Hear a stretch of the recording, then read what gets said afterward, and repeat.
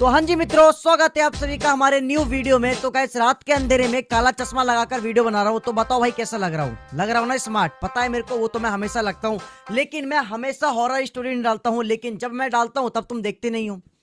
And वैसे तो तुम लोग कमेंट करते रहोगे कि भाई न्यू हॉरर स्टोरी डालो, लेकिन जब मैं डालता हूं तब तुम देखते नहीं हो। भाई मैं इस प्यार को क्या नाम दूं? इस रिश्ते को मैं क्या नाम दूं बताओ। तो गाइस, आज की जो हॉरर स्टोरी है, तुम उसको स्टार्ट करने से पहले एक काम करो, अभी के अभी जितने भी लोग वीडियो को देख रहे हो फटाफट लाइक कर दो। कर दो भाई, कर दो, कर दिया। Thank you so much. अब एक प्यारा सा कमेंट भी कर दो, क्योंकि गाइस तुम लोग लाइक करते हो, कमेंट करते हो, तो भाई मोटिवेशन मिलता है, और जब मोटिवेशन आता है ना तो गाइस लगातार वीडियो आती है। अब ये काम करते हैं, स्टोरी को स्टार्ट करने से पहले मैं तुम्हें एक टाइम दिखा देता हूँ, अभी टाइम कितना हो रहा है। ठीक है गूगल भाभी, अभी टाइम कितना हो रहा है? तो गाइस अभी रात के 1:13 हो रहे हैं, और मैं अब ये हॉरर स्टोरी स्टार्ट कर रहा हूँ। तो गाइस तुम लोगों को पता ही है, मैं हमेशा से ही मतलब रात को वीडियो शूट करता हूँ, पता नहीं क्यों।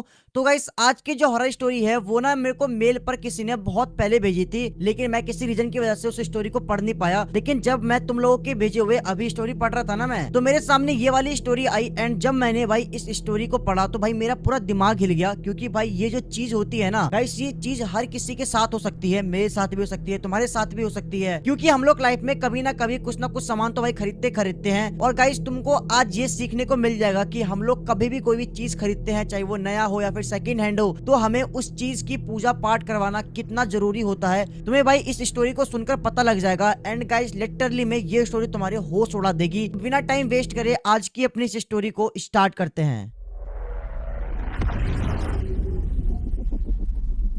तो गाइस ये हॉरर स्टोरी मेरे को मेरे एक सब्सक्राइबर साहिल ने जीमेल के ऊपर भेजी थी, और अगर तुम्हारे पास भी कोई हॉरर स्टोरी है तो भाई तुम लोग भी मेरे को, ये मेरा जीमेल आईडी है, इसके ऊपर भेज सकते हो। तो ये जो हॉरर स्टोरी है वो आज से ऑलमोस्ट 12.5 साल पुरानी, यानी कि ये 2012 की हॉरर स्टोरी है, और ये सब कुछ करण के साथ हुआ था। तो मैं सबसे पहले आपको करण के बारे में, करण की फैमिली के बारे में अच्छे से बता देता हूँ, ताकि तुम लोगों को ये स्टोरी काफी अच्छे से समझ आ पाए। तो करण की जो फैमिली कंडीशन थी भाई, वो बचपन से ही बहुत ज्यादा खराब थी। मतलब ये समझ लो कि करण को सिर्फ 2 वक्त की रोटी मुश्किल से नसीब हो पाती थी, क्योंकि जो करण के पापा थे भाई वो लेबर मजदूर का काम करते थे। उनको कभी काम मिलता था, कभी काम नहीं मिलता था। लेकिन इन सब चीज के बावजूद भी भाई साहिल के जो पापा थे वो हमेशा से साहिल की पढ़ाई को लेकर सीरियस रहे हैं। मतलब चाहे कुछ भी हो जाए, साहिल को पढ़ाई से रिलेटेड कुछ भी चाहिए होगा तो वो कहीं से भी, मतलब किसी से उधार लेकर कुछ भी कर कर भाई साहिल की जरूरतों को, साहिल की पढ़ाई को मतलब कंप्लीट करते थे। वो टाइम टू टाइम साहिल की ट्यूशन फीस भरते थे। मतलब समझ रहे हो कि मतलब इतनी गरीबी है, मतलब उनको 2 वक्त की रोटी नसीब नहीं हो पा रही है, लेकिन उसके पापा इन सब चीज के बावजूद भी भाई साहिल की पढ़ाई में मतलब कोई कमी नहीं रखते हैं। एंड गाइस तुम्हें पता होगा कि जो लोग बचपन से ही गरीबी देखते हुए हैं, मतलब जो भी लोग मिडिल क्लास फैमिली से बिलोंग करते हैं, वो लोग ना पढ़ने में बहुत तेज होते हैं। वो बात अलग है, मैं नहीं हूँ। लेकिन भाई जो मोस्टली लोग होते हैं मिडिल क्लास वाले, भाई वो पढ़ने में तेजी होते हैं। तो भाई साहिल भी पढ़ने में बहुत ज्यादा तेज था।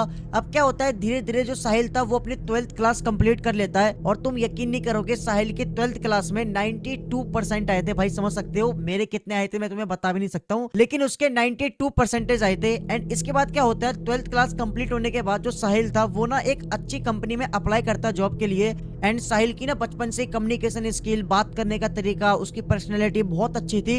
एंड इसी वजह से भाई वो जिस कंपनी में इंटरव्यू देने के लिए जाता है, उस कंपनी में उसकी जॉब लग जाती है, वो भी अच्छी सैलरी पे। अब साहिल अपना पढ़ाई भी कंप्लीट कर रहा था और वो अपना पार्ट टाइम जॉब भी कर रहा था। और जैसे भाई साहिल के मम्मी पापा को पता लगता है कि भाई उनके बेटे की जॉब लग गई है, वो भी अच्छी सैलरी पे, अच्छी कंपनी में, तो भाई वो बहुत ज्यादा खुश हो जाते हैं, बहुत प्राउड फील करते हैं। मैं आपको एक चीज बताना भूल गया गाइस, जो साहिल की मम्मी थी वो ना उसको करण कह के बुलाती थी। मतलब हर किसी का 2 नाम होता है ना, निक नेम होता है, तो अक्सर उसकी जो मम्मी थी भाई उसको करण कह के बुलाती थी। तो अगर मैं स्टोरी में आगे चलकर अगर मैं साहिल की जगह पर करण बोलूं तो भाई समझ जाना कि मैं साहिल की बात कर रहा हूँ। देखो साहिल का बचपन से 2 सपना था भाई। पहले सपना ये था कि उसका खुद का एक घर होना चाहिए, और दूसरा सपना था उसके खुद की पर्सनल कार, गाड़ी होनी चाहिए उसके पास। अब क्या होता है भाई, लगातार 3-4 साल जॉब करने के बाद ना जो साहिल था भाई वो अपने घर वालों के लिए, अपने खुद के लिए, जहां पर वो रहता था वहां पर वो एक घर बनवाता है। एंड गाइस जो उसके मम्मी पापा थे भाई वो बहुत ज्यादा खुश होते हैं कि मतलब उनका लड़का जो इतनी गरीबी दिखी थी उन्होंने भाई अब वो खुद का घर बना रहे हैं। एंड कुछ टाइम बाद जो उनका घर था वो कंप्लीट हो जाता है। अब घर कंप्लीट होने के मतलब 4-5 महीने बाद जो साहिल था वो सोचता है एक कार लेने की। मैंने आपको पहले बताया था कि साहिल का दो सपना था, पहला सपना था कि खुद का एक घर और दूसरा सपना था खुद की एक कार। तो भाई घर तो भाई उसने बनवा लिया, लेकिन अब वो कार लेने की सोचता है। तो इसी से रिलेटेड वो ना अपने एक दोस्त को कॉल करता है कि भाई मेरे को एक कार चाहिए, अगर कोई अच्छी सी कार तेरे को पता हो तो बताना यार, जो मेरे बजट में भी आ जाए और अच्छी कार भी हो। तो उसका दोस्त बोलता है ठीक है, मैं थोड़ा पता करता हूँ, रिसर्च करता हूँ, फिर मैं तेरे को बताता हूँ। अब उसी दिन रात के करीब 11:30 बजे उसका फोन आता है जिसको साहिल ने कार के लिए बोला था। एंड वो बोलता है कि साहिल भाई एक कार है जो कि भाई 6 महीने चली हुई है एंड 6 महीने पुरानी कार है और भाई बेस्ट कंडीशन है कार की, बेस्ट प्राइस में तेरे को कार मिल जाएगा। तो साहिल बोलता है कि भाई एक काम करता हूँ, कल मैं तेरे पास आता हूँ, तू मेरे को कार दिखा दियो, अगर कार पसंद आएगी तो फिर देखते क्या होता है। अब अगले दिन साहिल अपने ऑफिस से हाफ डे लेकर भाई कार देखने के लिए जाता है। और भाई जब साहिल पहली बार उस कार को देखता है तो साहिल को वो कार बहुत ज्यादा पसंद आ जाती है, क्योंकि भाई कार की जो कंडीशन थी भाई एकदम बहुत अच्छी कंडीशन थी। एंड क्योंकि वो 6 महीने पुरानी कार थी तो मतलब एकदम ब्रांड न्यू कार थी। अब वो उस कार को बिना कुछ सोचे समझे भाई क्यों कोई इतनी सस्ती में बेच रहा है, उस कार के अंदर क्या प्रॉब्लम है, वो कुछ सोचता नहीं है। वो देखता है कि कार अच्छी है, वो चलाकर देखता है, उसको पसंद आती है, भाई वो उस कार को खरीद लेता है। अब वो उस कार को अपने घर पे लेके जाता है एंड उसके मम्मी पापा बहुत खुश होते हैं भाई कि हमारा लड़का इतना तरक्की कर रहा है, भाई उसने कुछ टाइम पहले घर बनवाया, अब नई गाड़ी ली, मतलब भाई सभी लोग बहुत ज्यादा खुश होते हैं। अब उसी टाइम जो साहिल के मम्मी पापा थे वो ना साहिल को बोलते हैं कि तू एक काम कर बेटा, फटाफट जा मंदिर से और ना कार की पूजा करवा के आ जा, क्योंकि नहीं नहीं तूने कार ली, सेकंड हैंड कार लिया तो क्या होगा, लेकिन तू मंदिर में जाकर एक बार पूजा करवा के आ जा। लेकिन साहिल अपनी मम्मी को बोलता है कि मम्मी मेरे को ना अभी ऑफिस में बहुत सारा काम है, तो मैं ना अभी पूजा नहीं करवा सकता हूँ, मैं मेरे पास टाइम नहीं है, मैं बाद में जाकर पूजा करवा लूंगा। तो साहिल सोचता है कि मैं बाद में जाकर करवा लूंगा पूजा, कोई दिक्कत नहीं है, वो इस बात को टाल देता है। लेकिन गाड़ी लेने के कुछ दिनों बाद साहिल के साथ ना गाड़ी के अंदर कुछ अजीबोगरीब चीजें होने लगती है, जैसे कि जब वो उस कार को सीट बेल्ट लगाकर चला रहा होता है तभी अचानक से बिना किसी रीजन की वजह से उसका जो सीट बेल्ट अपने आप ही खुल जाता है। कभी कभार क्या होता है उस गाड़ी का जो स्टीयरिंग था वो अपने आप ही चलती हुई गाड़ी में अपने आप ही मुड़ जाता है। एंड इस वजह से साहिल का 1-2 बार एक्सीडेंट होते होते बचा। एंड एक बार तो हद हो जाती है, एक बार क्या होता है साहिल जो था वो ना उस कार के अंदर पूरा फुल टैंक के भरवाकर पेट्रोल डलवा कर लेके आता है एंड वो उस गाड़ी को अपने घर के बाहर पार्क कर देता है। अब क्या होता है सुबह उठता है भाई वो अपने ऑफिस जाने के लिए एंड वो देखता है कि उसके गाड़ी में एक बूंद पेट्रोल नहीं है। मतलब भाई ये कैसे पॉसिबल हो सकता है कि मतलब उसने कल रात को गाड़ी की टैंकी फुल करवाई थी और सुबह होते ही मतलब एक बूंद गाड़ी के अंदर पेट्रोल नहीं है, ये चीज कैसे पॉसिबल हो सकती है, उसको कुछ समझ में नहीं आता है। एंड वो सोचता है कि शायद पेट्रोल की टंकी में ना लीकेज वगैरह होगा। लेकिन अगर मान भी लो कि भाई पेट्रोल की टंकी के अंदर लीकेज है तो जहां पर उसने गाड़ी को पार्क करा था वहां पर भाई एक बूंद तो पेट्रोल का दिखेगा, वहां पर एक बूंद भी पेट्रोल का नहीं था। एंड भाई साहिल को कुछ समझ में नहीं आता है। अब वो क्या करता है भाई वो कहीं से ना पेट्रोल का इंतजाम करता है, वो अपनी गाड़ी में डालता है और वो उस गाड़ी को ना अपने ऑफिस लेके जाता है। और रास्ते में उस गाड़ी को क्या करता है वो ना एक मैकेनिक को देके जाता है, मतलब गैराज में गाड़ी को देके जाता है एंड उनको सारी बातें बता देता है कि भाई मेरे साथ ना ये प्रॉब्लम हो रही है, सीट बेल्ट अपने आप ही खुल जाता है, गाड़ी का स्टीयरिंग अपने आप ही मुड़ जाता है, मैंने कल पेट्रोल डाला, पेट्रोल अपने आप ही खत्म हो गया। तो भाई वो गैराज वाले बोलते हैं कि एक काम करो तुम गाड़ी को छोड़ के चले जाओ, मैं देख लूंगा इस गाड़ी के अंदर क्या क्या प्रॉब्लम है। तो साहिल अपनी गाड़ी को भाई वहीं पर छोड़ देता है एंड वहां से वो अपनी ऑफिस निकल जाता है ऑटो पकड़कर। अब शाम के टाइम क्या होता है ऑफिस के छुट्टी के बाद साहिल सीधा अपनी गाड़ी लेने के लिए मैकेनिक के पास पहुंच जाता है गैराज।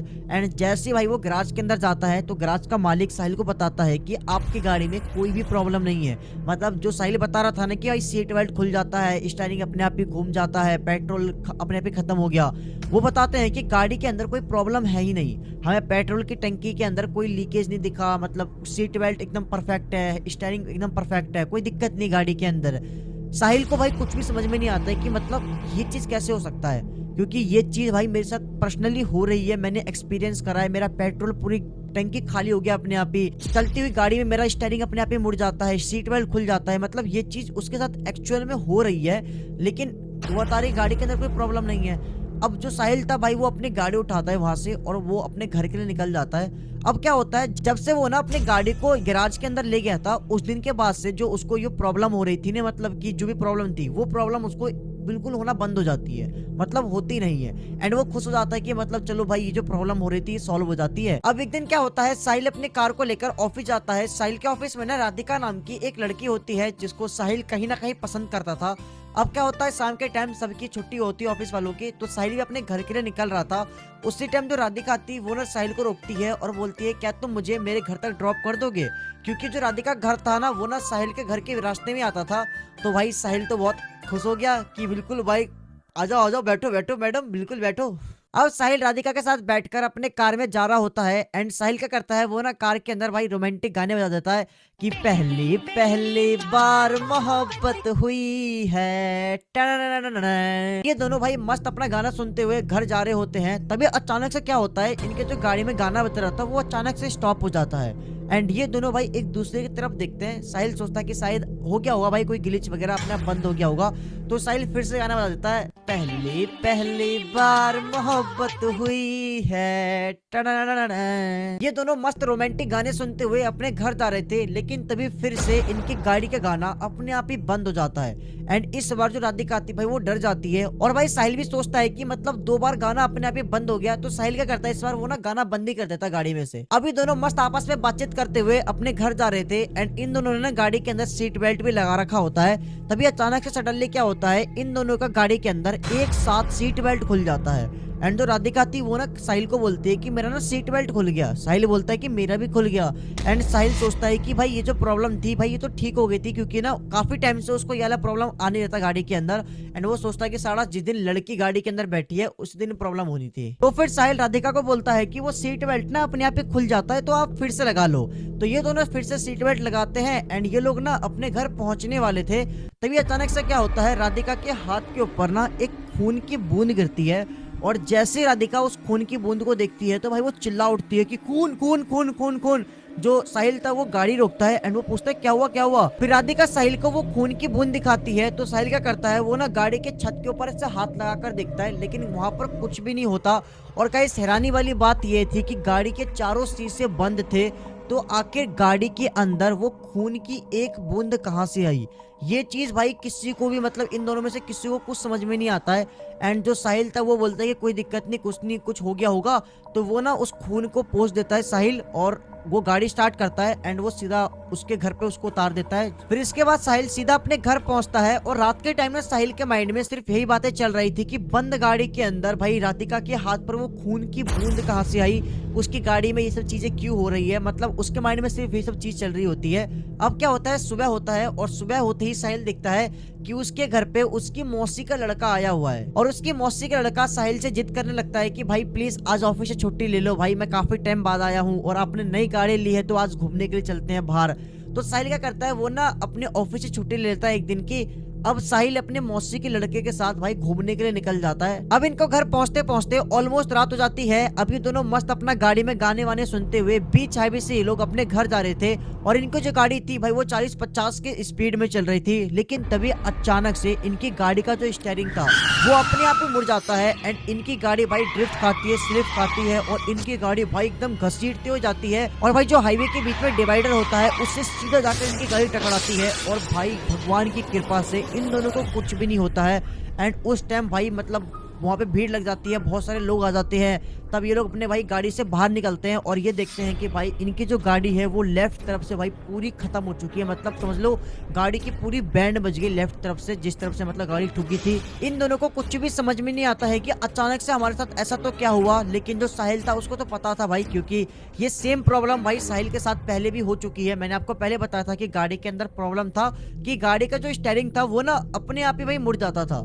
एंड गाइस इस वजह से भाई इनका इतना भयंकर एक्सीडेंट हो गया। लिटरली में भगवान की कृपा से इन दोनों को कुछ हुआ तो नहीं। साहिल अपनी जैसे तैसे करके कार स्टार्ट करता है और वो अपनी कार को बहुत ही कम स्पीड में लेके जाता है एंड साथ में जो उसकी मौसी का लड़का था ये दोनों बैठकर अपने घर जा रहे होते हैं बहुत ही कम स्पीड में।